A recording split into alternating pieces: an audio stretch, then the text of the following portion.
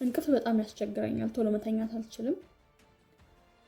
ቀኑ ሙሉ ምን እንደምሰራ አላውቅም። ነገር ግን በጣም ድካም ይሰማኛል። ተደጋጋሚ የሆኑ ፍርሃቶች በየቀኑ እየመጡ ይረብሹኛል የምትሉ ሰዎች ካላችሁ ዛሬ ይዤ የመጣሁትን ቪዲዮ ለእናንተ የሚሆን ነው። ይህ ቪዲዮ በጣም ብዙ ሰዎች ስለሚያስፈልጋቸው ሁሉም ጋር እንዲደርስ ላይክ አድርጋችሁ ቪዲዮውን ጀምሩት።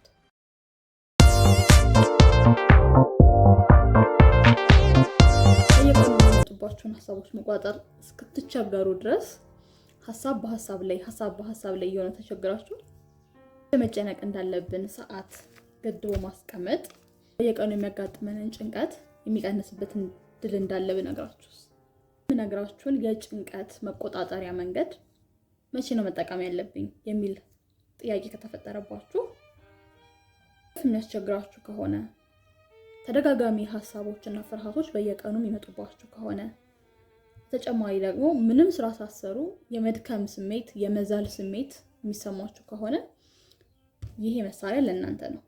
ይህን መሳሪያ መጠቀም ከጀመርኩኝ በኋላ በየቀኑ ራሴ ላይ የማስተውላቸው አዳዲስ ለውጦች አሉ። በተለይ ደግሞ በየቀኑ የተደጋገሙ የመጡ የሚያስጨንቁኝ የነበሩ ፍርሃቶችን ዞር ብዬ ስመለከታቸው ፍርሃቶች መሆናቸው ቀርቶ ብዙም የማያስጨንቁኝ ሀሳቦች ሆነዋል። መረጃ ለምን ትክክለኛ መረጃ እንደሆነ የሚያሳዩን 5 ጥናቶችን እነግራችኋለሁ። የመጀመሪያው አሁን የምነግራችሁ መረጃ በሳይኮሎጂ የኮግኒቲቭ ቢሄቪየራል ቴራፒን መሰረት ያደረገ መሆኑ ነው።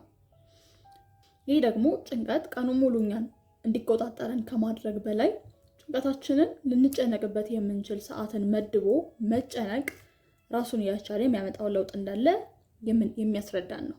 ደግሞ ኮግኒቲቭ ኮንትሮል ነው። ብዙ ጥናቶች እንደሚያሳዩን ከሆነ አንድን ሀሳብ በውስጣችን መያዝ ሀሳቡን የበለጠ እንድንጨነቅበት ያደርጋል እንጂ መፍትሄ ሊሆነን አይችልም። ስለዚህ ያን ሀሳብ ማውጣት አውጥቶ በትክክል መጨነቅ ስለዛ ነገር የበለጠ ለምንጨነቅበት ነገር መፍትሄ የማግኘት እድልን ይሰጠናል። በጣም ብዙ ጊዜ አንድን ሀሳብ ውስጣችን ባደረግነው ቁጥር የራሱን የሆነ መስመር የመስራት እድል ይኖረዋል። ስለዚህ በየቀኑ ተደጋጋሚ የሆነ ፍርሃትን ብቻ የሚወልድ ጭንቀት እንጂ መፍትሄ የሌለው ነገር ይሆናል ማለት ነው። ስለዚህ ያ ነገር ሉፕ ይሆንና በየቀኑ እየተደጋገመ እኛ ጋር የሚመጣ ነገር ይሆንብናል። በአራተኛ ደረጃ ደግሞ ቁጭ ብለን ለራሳችን ሰዓት ሰጥተን የጭንቀት ጊዜ ማበጀታችን አይምሮአችን ሌላ እስኪመጣ ድረስ ያለው ማንኛውንም ቀን በስነ ስርዓት ይኖረዋል። ስለዚህ ሁሌ ቀናችንን በሙሉ ከምንጨነቅ የተወሰነች ደቂቃን ብቻ ሰጥተን ለጭንቀት ማስቀመጣችን ቀናችንን በሙሉ ኢንጆይ ያደርገን ወይም ደግሞ ደስተኛ ሆነን እንድንኖር ያደርገናል። አምስተኛው ለምንጨነቅበት ሰዓት መድበን ስንጨነቅ ሀሳቦቻችንን በደንብ የማስተዋል እድልን እናገኛለን። ቅድም እንዳልነው በቀን ውስጥ የሚመጡልን ሀሳቦች ግማሾቹ የማይረቡ ሀሳቦች ናቸው፣ ወይም ደግሞ ሶልቭ ብናደርጋቸው ሶልቭ ሊደረጉ የማይችሉ ሀሳቦች ናቸው። ግማሾቹ ደግሞ ሶልቭ ማድረግ ያለብን ሀሳቦች ናቸው። ስለዚህ በአስቀምጠንለት የምንቀመጥ ከሆነ የትኞቹ መፈታት የሚገባቸው ችግሮች ናቸው፣ የትኞቹ ደግሞ ምንም መፈታት የማያስፈልጋቸው ዝም ብለው ሊጣሉ የሚችሉ ሀሳቦች ናቸው የሚለውን ነገር የምንለይበትን ሰዓት እናገኛለን። ስለዚህ እንደዚህ አይነት ችግር ውስጥ ሆናችሁ በየቀኑ እንደዚህ አይነት የህይወት ዘይቤ ውስጥ እየኖራችሁ ያላችሁ ሰዎች አሁን የማጋራችሁን መረጃ ወይም ደግሞ አሁን የማጋራችሁን መሳሪያ ብትጠቀሙበት በእርግጠኝነት መናገር የምችለው ሳምንት ባልሞላ ጊዜ ውስጥ ራሳችሁ ላይ በጣም ትልቅ ለውጥ ታያላችሁ። ሀሳቦቻችሁን ስትቆጣጠሩ መፍትሄ አይምሯችሁ ሁሉ ጊዜ ሰበበኛ የነበረው አይምሯችሁ ወይም ደግሞ ተጠቂነትን ሁሉ ሲሰብካችሁ የነበረው አይምሯችሁ መፍትሄ የሚያመጣ አይምሮ፣ እነዚህ ነገሮች እንዴት ልፍታቸው ብሎ ስለ መፍትሄ የሚጨነቅ አይምሮ እንጂ በማማረር እንዴት ላድርግ ይሄ ነገር በሚል አይነት ነገር ያልተወጠረ አይምሮ እንደሚሆን በእርግጠኝነት እነግራችኋለሁ። ቀጣይ የምንሄደው እንዴት አድርገን ይሄንን ነገር እንስራ ወደሚለው ይሆናል ማለት ነው። ስለዚህ ሁላችሁም እስክሪብቶና ወረቀት ይዛችሁ ምን ማድረግ እንዳለብን እንመለከታለን ማለት ነው። የመጀመሪያው በቀን ውስጥ ምቹ የሆነ በየቀኑ ላደርገው የምችለው ኤክሰርሳይዝ ወይም ደግሞ እንቅስቃሴ ስለሆነ በየቀኑ ፍሪ የምሆንበት ወይም ደግሞ ብዙ ጊዜ ብቻዬን ለማሳለፍ የማልቸገርበት ሰዓት የቱ ነው የሚለውን ሰዓት እንመርጣለን። ስለዚህ በቀን 30 ደቂቃ ነው የምንሰጠው። እስከ 5 ሰዓት ውስጥ በጣም ካልሰነፍኩ በስተቀር ከራሴ ጋር የማደርገው የራሴ ጊዜ ብቻ ነው ይሄ ጊዜ። ስለዚህ በዚች በ30 ደቂቃ ውስጥ አላርም ሞላለሁ። እስክሪፕቶና ጆርናል ወይም ደግሞ ማስታወሻ ደብተር ሊሆን ይችላል፣ ኖርማል ደብተር ሊሆን ይችላል እናዘጋጃለን የምናስቀምጥበት። ስለዚህ እነዚህ ቀድመን የምናዘጋጃቸው ነገሮች ናቸው ማለት ነው።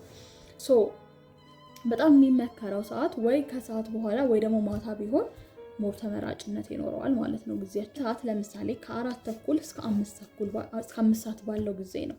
ነገር ግን ምናልባት 4:30 ከመሆኑ በፊት 4 ሰዓት ላይ፣ ጠዋት 2 ሰዓት ላይ፣ ማታ ላይ ብዙ አይነት ጭንቅላቴ ውስጥ ሀሳቦች ሊመጡ ይችላሉ። ልክ እንደዚህ ሀሳቦች ሲመጡ እነዛን ሀሳቦች ለማሰብ ጊዜን አልሰጥም ማለት ነው። ስለዚህ ምን እለዋለሁ ለጭንቅላቴ፣ ቆይ የጭንቀት ሰዓት ገና ነው። ጭንቀት የምንጨነቅበት ሰዓት ማሰብ እንችላለን። ሀሳብ ያው ሳናስብ አንውልም ሲጀመር። ግን ጭንቀት ወደ ጭንቀት ሲሆን ወይም ደግሞ የሆነ ሀሳብ ውስጣችን ይዞ በጣም ኦቨርቲንክ እያደረግን ስንመጣ በሱ ሀሳብ ምን እናደርጋለን? አይምሯችንን ቆይ አሁን የጭንቀት ሰዓት አይደለም፣ አሁን የመኖር ጊዜ ነው፣ አሁን እየኖርኩኝ ነው። ስለዚህ አሁን ሰዓት ሲደርስ ይህን ሀሳብ እናወራበታለን። ይዤዋለሁኝ ብለን ከቻለን ወረቀት ላይ ድምፅ መጻፍ፣ ስልካችን ላይ ሊሆን ይችላል። በጊዜው ያን ማስታወሻ ደብተራችን አጠገባችን ከሌለ ማለት ነው። እዚህ እንጽፍና እናስቀምጣለን። ከዛ የዛን ጊዜ አይምሯችን ኦኬ አሁን መኖር ነው ያለብኝ ወደሚለው ነገር ይመለሳል። ስለዚህ ፕሬዘንት ይሆናል። ስለዚህ በማንኛውም ሰዓት ሀሳብ ቢመጣ ወደ ሀሳቡ አንጣድም ማለት ነው። ምንድነው የምናደርገው? ቆይ በኋላ የሚለውን ማስታወሻ እንሰጠዋለን። ስለዚህ በሶስተኛ ደግሞ በዚህ ሰዓት ልክ ሰዓታችን ሲደርስ ማድረግ ያለብን ልክ 4:30 ሲል አይምሮዬን ለመጨነቅ ፈቅድለታለሁ ሙሉ ለሙሉ ማለት ነው። ስለዚህ ለምሳሌ ብሏል ምን አሳሰበክ? ኑሮ በጣም መወደዱ አሳስቦኛል። ስለዚህ ኑሮ ስለተወደደ እኔ ምን ሆናለሁ የሚል ፍርሃት ነው ያለኝ። ኑሮ ስለተወደደ የምፈልገውን ነገር ማድረግ አልችልም። እሺ የምፈልገውን ነገር ስላላደረኩኝ ምን ሆናለሁ ብለህ ፈራህ። የምፈልገው ነገር ካላደረኩኝ ጥሩ ስሜት ላይ አልሆንም፣ ምክንያቱም የምፈልገውን ማድረግ ሰው አይደለሁም የሚል ስለራሴ ያለኝ አስተሳሰብ የወረደ ይሆናል። እሺ የምፈልገውን ማድረግ የምችል ሰው አይደለሁም የሚል አስተሳሰብ ይኖራል። እሱ አስተሳሰብ ቢኖረኝ ምን ሆናለሁ? ስለዚህ እንደዚህ ያልኩኝ እስከ መጨረሻው ጥግ እንድቸገር ወይም ደግሞ እንድጨነቅ እፈቅድለታለሁ ለራሴ ማለት ነው። ስለዚህ ወረስት ኬስ ሴናሪዮ የምትለው ምንድነው? በዚህ ኬዝ ውስጥ ፍሪ ሆነን ኮሚኒኬት ማድረግ አለብን ከራሳችን ጋር ማለት ነው። መፍቀድ ነው ያለብን። ይቺ ሰዓት የጭንቀት ሰዓት ናት። ቀኑ ሙሉ ልኑር ብለነው ነበር። እሺ አሁን እንጨነቅ። 30 ደቂቃ ሰጥቻለሁ። የፈለግከው ጥግ ያልተጨነቅ ወረስት ኬስ ሴናሪዮ የምትለውን አምጣልኝ። ህይወቴ ሰርቫይቫል ኬዝ ውስጥ የሚከተኝን ነገር ንገረኝ።